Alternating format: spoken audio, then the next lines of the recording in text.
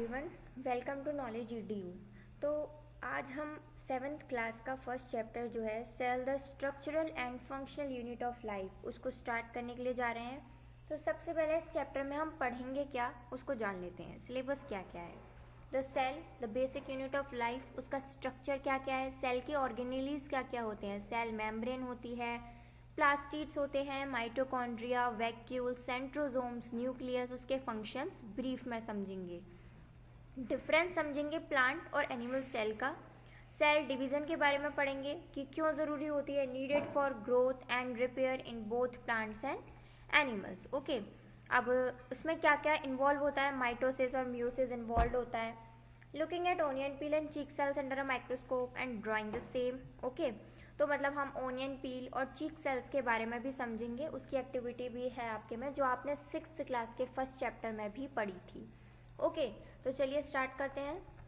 You have learned from your previous class that all living organisms, whether plants, animals or human beings, are made up of minute cells. तुमने previous class मतलब 6th class से ये समझा है कि जितने भी लिविंग ऑर्गेनिजम्स होते हैं, चाहे वो प्लांट्स हो, चाहे वो एनिमल्स हों और चाहे वो ह्यूमन बींग्स हों, वो किससे बने हुए होते हैं, छोटे छोटे सेल्स से बने हुए होते हैं। Of these some are single celled, इनमें से कुछ सिंगल सेल्ड होते हैं जैसे कि यूनिसेल्युलर, जैसे कि इसमें एग्जाम्पल के तौर पे हम अमीबा को ले सकते हैं। While others are many celled, और कुछ बहुत सारे सेलों से बने हुए होते हैं जैसे मल्टी सेल्यूलर, जैसे कि रोज हो गया, फ्रॉग हो गया, ह्यूमन बींग्स हो गए, etcetera. Every organism starts life as a single cell, even the largest banyan tree और एन एलिफेंट, और we our cells start life as a single cell. हर ऑर्गेनिजम्स, चाहे वो बहुत छोटा हो चाहे वो बहुत बड़ा हो, बनियान ट्री हो चाहे एलिफेंट हो, उन सबकी लाइफ एक सिंगल सेल से ही स्टार्ट होती है। This single cell undergoes repeated divisions to become a complete living organism, और ये जो सिंगल सेल होता है इसमें कंप्लीटली डिविजन्स होते रहते हैं जिससे कि एक कंप्लीट लिविंग ऑर्गेनिज्म बना देता है। Thus we say that the cell is the basic unit of life both structurally as well as functionally.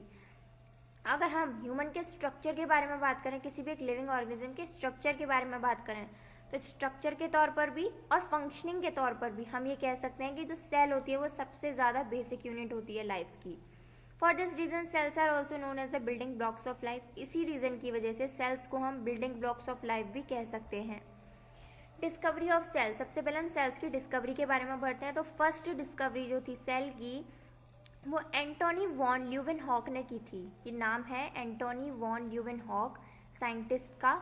ये कब से कब तक थे, 1632 से लेकर 1723 तक इनका पूरा लाइफ टाइम बताया गया है कि लाइफ टाइम कितने से कितने तक का रहा है। डेवलप्ड अ सिंपल माइक्रोस्कोप, ये जो थे एंटोनी वॉन ल्यूवेनहॉक, इन्होंने एक बहुत सिंपल माइक्रोस्कोप को डिस्कवर किया using only a single biconvex lens. किसका यूज़ करके, एक सिंगल बायकॉन्वेक्स लेंस का यूज़ करके। He was a first to see the cells, वो पहले इंसान थे जिन्होंने सेल्स को सबसे पहले देखा था।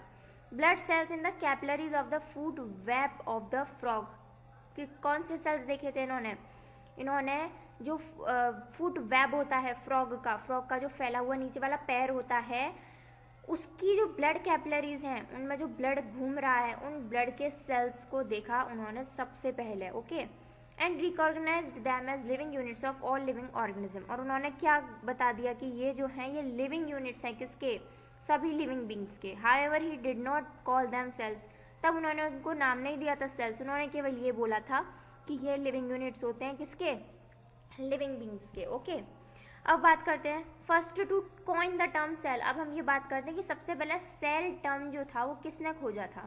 तो in 1660 Robert Hooke developed a microscope to observe different objects using 2 lenses, hence his microscope was called as compound microscope.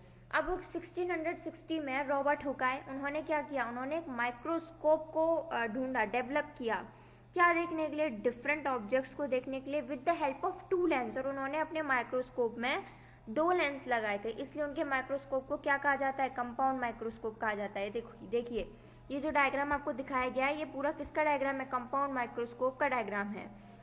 यहाँ पे ये आई पीस होता है, यहाँ से देखते हैं ये ट्यूब है, ये नोज पीस होता है, और यहाँ पे हम ये लेंस लगे हुए होते हैं, और यहाँ पे हम अपनी स्लाइड को रखते हैं देखने के लिए, और ये पूरा हमारा बेस होता है जो उसको टिका के रखता है, कवर करके रखता है. Okay. He examined a very thin slice of a dead cork and observed a cluster of box-like cubicles filled up together. Okay, उन्होंने एक बहुत पतली स्लाइस ली थी किसकी, डेड कॉर्क की. कॉर्क जो होता है वो प्लांट का पार्ट होता है. ओके, और उन्होंने cluster of box like cubicles और बॉक्स लाइक क्यूब टाइप चीज़ों को उन्होंने ऑब्जर्व किया था. This reminded him of cells of monks in a monastery and he was the first to call them cells. और उस बेसिस को देखते हुए उन्होंने एक नाम दिया इस बेसिक यूनिट को. उन्होंने क्या नाम दिया, सेल्स नाम दिया. ओके. अब do you know the word cell is derive from the Latin word cella, जिसका मतलब होता है कंपार्टमेंट. ओके, तो जो सेल वर्ड है वो कहाँ से डिराइव हुआ है, फ्रॉम अ लैटिन वर्ड. कहाँ से, एक लिटिन, एक भाषा होती है लिटिन बोलते हैं इसको, लिटिन वर्ड सेला, जिसका मतलब क्या था, compartment. The branch of biology which deals with the study of cells is called cytology. वो ब्रांच बायोलॉजी की जिसमें कि हम सेल्स की डीपली स्टडी करते हैं, उस ब्रांच को हम क्या बोलते हैं, साइटोलॉजी बोलते हैं. Robert Hooke had only seen the walls of dead cells that had once surrounded the living portions of cells. Okay, तो जो रॉबर्ट हुक थे उन्होंने देखा था क्या, डेड सेल्स की वॉल्स को, and had once surrounded the living portion of cells. और उन्होंने ये देखा कि कुछ जो सेल्स थे उनमें कुछ न कुछ लिविंग पोर्शंस भी प्रेजेंट थे. ओके, अब हम ये था कॉर्क सेल. देखिए ये है कॉर्क सेल, ये डेड एंड एम्प्टी सेल है जो उन्होंने देखा था अपने कंपाउंड माइक्रोस्कोप में. This living substance is called protoplasm. उस लिविंग सब्सटेंस को क्या कहा था उन्होंने प्रोटोप्लाज्म कहा था उस लिविंग सब्सटेंस को. एंड इट हैज 2 पोर्शंस, और इसके 2 पोर्शंस थे. कौन कौन से, साइटोप्लाज्म और न्यूक्लियस. उन्होंने प्रोटोप्लाज्म को 2 पोर्शंस में डिवाइड किया था, साइटोप्लाज्म और न्यूक्लियस. अब बात कर लेते हैं cells, their number, shapes and sizes. Cells, how numerous. On the basis of the number of cells the organisms are categorised as unicellular और मल्टीसेल्युलर. अब सेल्स के नंबर को देखते हुए जो हमारे सेल्स हैं उनको 2 टाइप में डिवाइड किया गया, यूनिसेल्युलर और मल्टीसेल्युलर. यूनिसेल्युलर जो है वो सिंगल सेल्ड ऑर्गेनिजम्स हैं. Many tiny plants and animals are formed of just one single cell. बहुत सारे छोटे छोटे प्लांट्स और एनिमल्स जो होते हैं वो एक सिंगल सेल से बने हुए होते हैं. Some organisms are called unicellular. कुछ ऑर्गेनिजम्स को यूनिसेल्युलर बोलते हैं. वो ऑर्गेनिज्म जो केवल और केवल एक सिंगल सेल से बने हुए हैं उनको हम क्या बोलेंगे, यूनिसेल्युलर. एग्जाम्पल क्या क्या आ जाएगा इसमें, बैक्टीरिया आ गए, ईस्ट आ गई, अमीबा हो गया, पैरामीशियम हो गया, क्लाइमाइडोमोनास हो गया, एटसेट्रा. अब बात करें अगर हम अपने मल्टीसेल्युलर ऑर्गेनिजम्स की, तो all plants and animals which we see around us are made up of millions and billions of cells. अब हम अपने आसपास जितने भी प्लांट्स और एनिमल्स को देख रहे हैं वो मिलियंस और बिलियंस ऑफ सेल्स से बने हुए हैं, इसलिए हम उनको क्या बोलेंगे, दे आर कॉल्ड मल्टीसेल्युलर. जैसे रोज हो गया, पीपल हो गया, नीम हो गया, हाइड्रा हो गया, अर्थवर्म हो गया, फिश हो गई, फ्रॉग हो गए, लाइन हो गया, डियर्स हो गए, ह्यूमंस हो गए, एटसेट्रा. ये सब किसके एग्जाम्पल हैं, मल्टी सेल्यूलर ऑर्गेनिजम्स के एग्जाम्पल्स हैं. ओके, अब देखिए इसमें कुछ सिंगल सेल्ड ऑर्गेनिज्म दिखाए गए हैं. ये अमीबा का स्ट्रक्चर है, हम इनको माइक्रोस्कोप की हेल्प से ही देख सकते हैं. इनमें केवल एक सेल होता है, दैट्स वाई हम इनको अपनी नेक्ड आइज से नहीं देख सकते. ये पैरामीशियम है और ये क्लाइमाइडोमोनास है. अब बात करें अगर हम अपने सेल की शेप की, तो there is a great variety in the shape of cells. Oval होते हैं, स्फेरिकल होते हैं, रेक्टेंगुलर होते हैं, इरेगुलर होते हैं, इलोंगेटेड होते हैं, etcetera. Okay, the cell shape is also determined by the function of cell. अब अगर हम इरेगुलर की बात करें, the single celled body of fresh water जो अमीबा है उसकी शेप कैसी होती है, इरेगुलर होती है. अब देखिए जैसे ये अमीबा है, आप इसकी शेप बता सकते हैं, इसकी क्या शेप है, रेक्टेंगुलर है, ओवल है, स्फेरिकल है, क्या शेप है इसकी, नहीं बता सकते हम, इसलिए इसके हम इरेगुलर शेप बोलते हैं. अब ओवल की बात करें तो क्लाइमाइडोमोनास जो है वो एक एक्वेटिक ऑर्गेनिज्म है. The single celled body has an Oval shape. उसकी कैसी बॉडी होती है, ओवल शेप्ड बॉडी होती है. The red blood cells are thin and oval shape so they can slide through easily even the finest blood capillaries. जो red blood cells होती हैं वो बहुत ज़्यादा पतली और ओवल शेप की सेल्स होती हैं, इसलिए वो इजीली स्लाइड अवे हो जाती हैं हमारी जो बिल्कुल पतली पतली ब्लड कैपिलरीज होती हैं उनमें. अब बात करें हम ऑब्लोंग की, तो इन paramecium usually found in stagnant water. जो पैरामीशियम है वो ज़्यादातर गंदे पानी में पाया जाता है. उसकी शेप कैसी होती है, वो ऑब्लॉन्ग शेप का होता है, स्लीपर शेप्ड का मतलब, ठीक है, स्लीपर मतलब जो चप्पल पहनते हैं हम, उसके शेप का होता है ज़्यादातर। अब हम बात करें अगर इलोंगेटेड की, तो the muscle cells are elongated and contractile. अब जो मसल सेल्स हैं वो कैसी हैं, इलोंगेटेड होती हैं और कॉन्ट्रेक्टाइल शेप की होती हैं, मतलब बिल्कुल सीधी। Thus enabling them to provide movement to bones, इसीलिए बोन्स के मूवमेंट को नहीं होने देती हैं। Very long thread like, the nerve cells are long, their long shape enables them to send messages over long distances in the body. अब जो nerve cells होती हैं वो होल बॉडी में फैली हुई हैं, वो बहुत पतली होती हैं, बहुत ज़्यादा पतली, इसलिए ये किस में हेल्प करती हैं, मैसेजेस को लॉन्ग डिस्टेंस तक ट्रांसफ़र करने के लिए। अब जैसे हमारे पैर, हमने कहीं पे पैर रख दिया, अब हम एकदम से अपना पैर हटाते हैं, तो वो हम अपना पैर हटाते हैं तो वो तो हम अपने ब्रेन की हेल्प से हटा रहे हैं, तो पैर से ब्रेन तक जो हमारा मैसेज है वो कौन पहुंचाता है, नर्व सेल्स पहुंचाती हैं। Imagine the length of a nerve fiber running from your tooth in the foot up to the brain inside the head. Okay. ये ह्यूमन स्पर्म है, ये भी लॉन्गेटेड होता है। Smooth muscle cell, white blood cells, bacteria, leaf cells, ostrich egg, liver cell, red blood cells, ये सब sales होते हैं जो प्रेजेंट होते हैं डिफरेंट ऑर्गेनिजम्स में। अब अगर हम बात करें क्यूबिकल और रेक्टेंगुलर की, तो the cells of the leaf are cubical और रेक्टेंगुलर। अब जो लीफ की सेल्स होती हैं वो क्यूबिकल और रेक्टेंगुलर शेप की होती हैं। In fact plants also have a variety of cell shapes from cubical to polygonal as well as elongated and tubular. अब जो प्लांट सेल्स होते हैं, प्लांट्स जो होते हैं, उनमें भी वेराइटी ऑफ सेल शेप्स होती हैं, क्यूबिकल से लेकर पॉलीगोनल तक, इलोंगेटेड से लेकर ट्यूबुलर सेल्स तक। अब अगर हम बात करें सेल के साइज की, तो there is a huge variety in size of the cells. The great majority of cells are very small and they can be seen only with the help of a microscope. However, there is a great range in their sizes. बहुत ज़्यादा range होता है। The smallest cells are found among bacteria. जो सबसे छोटा cell होता है वो किस में पाया जाता है, बैक्टीरिया में। कितना होता है, 0.2 से लेकर 0.5 माइक्रोमीटर तक, इतना छोटा होता है। A micrometer is equivalent to 1000 of a millimeter. जो माइक्रोमीटर होता है वो कितना छोटा होता है, 1000 ऑफ मिलीमीटर के बराबर होता है। The longest cells are the nerve cells. सबसे लॉन्गेस्ट सेल कौन सी होती है, नर्व सेल होती है। कितने मीटर की होती है, अप टू 3 मीटर होती है।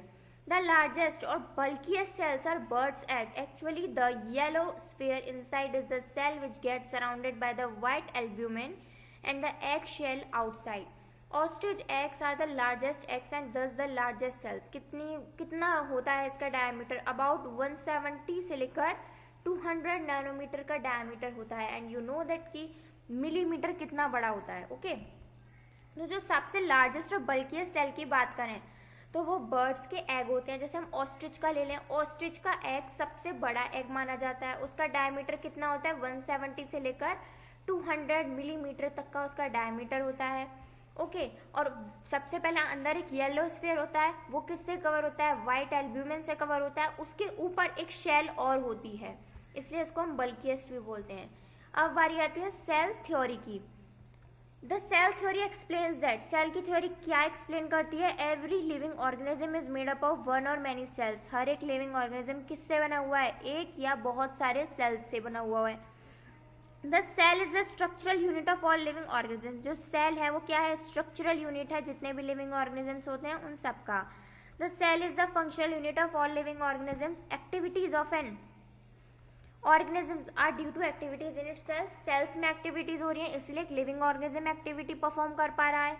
All cells arise from the pre existing cells. जितने भी सेल्स होते हैं वो सब किससे अराइज होते हैं, प्री एग्जिस्टिंग सेल से। पहले जो सेल है वही तो रिप्रोड्यूस करता है, आगे मल्टीप्लाई करता है, तभी तो और बहुत सारे सेल्स बना पाता है। 3 scientist contributed in framing of cell theory.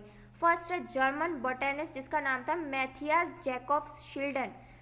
इन्होंने 1838 में क्या कहा था कि every plant is made up of numerous cells each of which performs various function. जो मैथियास जैकब शिल्डन थे उन्होंने 1838 में ये कहा कि जो हर प्लांट होता है वो छोटे छोटे सेल से बना हुआ होता है और हर सेल परफॉर्म करता है वेरियस फंक्शंस को।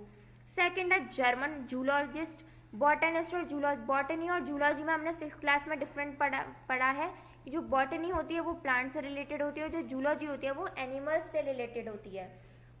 अब एक जर्मन के जूलॉजिस्ट थे थियोडर श्वान, उन्होंने 1839 में क्या कंफर्म किया? The presence of nucleus surrounded by the cytoplasm and the outer membrane as well. उन्होंने इस चीज़ का कंफर्मेशन दे दिया कि न्यूक्लियस प्रेजेंट होता है सेल में और वो साइटोप्लाज्म से घिरा हुआ होता है और बाहर उसके एक आउटर मेम्ब्रेन भी प्रेजेंट होती है।